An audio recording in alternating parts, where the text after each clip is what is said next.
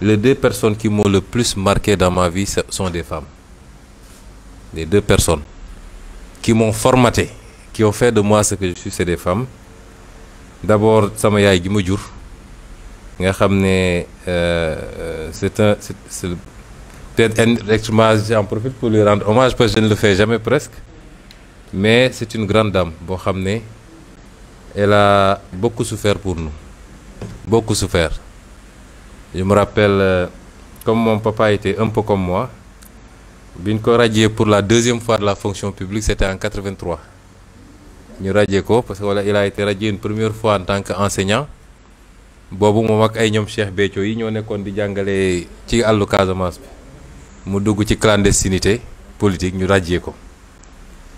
Alors après mu ñëwaat def concours ENEA cadre de Bambey génn liggéey en 83 pour une affectation qu'il refusait ñu radié waat ko une deuxième fois.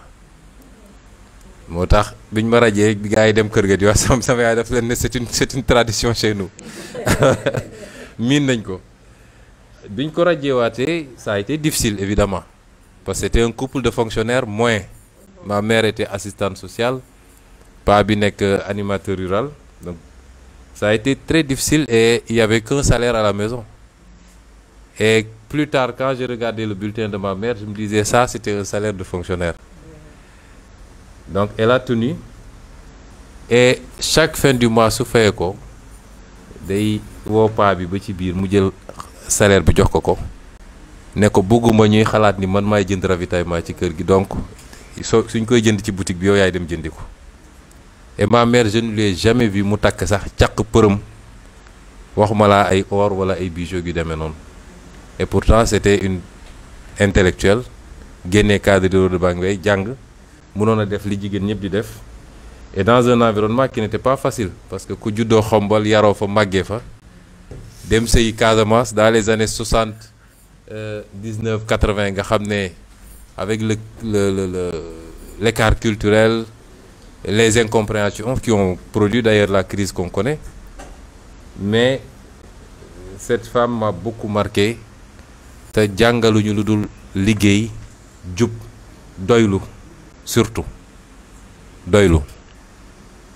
Et jusqu'à présent elle me marque parce que ñi ñëpp xam nañ ko. Elle est imperturbable. Parce que man si j'avais une mère fragile j'aurais raccroché depuis longtemps. Mais lu munti am ak lu coow li bëri ku ko wax ñaari phrase lay ciy teg il suit son destin lu yàlla tudd noonu la. Elle ne dépasse jamais ça, imperturbable. Et la deuxième, c'est ma grand-mère paternelle qui était également une très grande dame. Elle s'appelait Fatou Bodian. Li ma xam yépp moo ma ko jàngal. On est rentré en Casamance en 82 parce que moi je suis né à Thiès. Nitu Thiès la ci benn boor bi waaw saa Thiès la maag booy weere ñoo bokk dëkk. Donc et quand on est rentré moom la ñu fekk dañu ñibbisi mu tombeek nawet immédiatement mu yattal ñu kajandu xaw ma ndax xam ngeen kajandu mooy li joolaay di bayee ne àll ba. Donc de 82 à 93 amul année boo xam ne ànduma ak moom dugg ci àll bi bay toute l'année. mu yoon une femme brave liggéey su jógee tool ya toog na ci taatu lampe bi di saaf gerte dem jàkk ji julli. Elle était tout le temps de blanc vêtue et bi mu demee ba sentir ni jege na dafa ñëw fekk sama yaay mu ne ko kadi dégguloon olof bu baax nag mu andi perkaalam mu ne ko man bu dee buggul kenn jënd tissu bii lañ may suulee.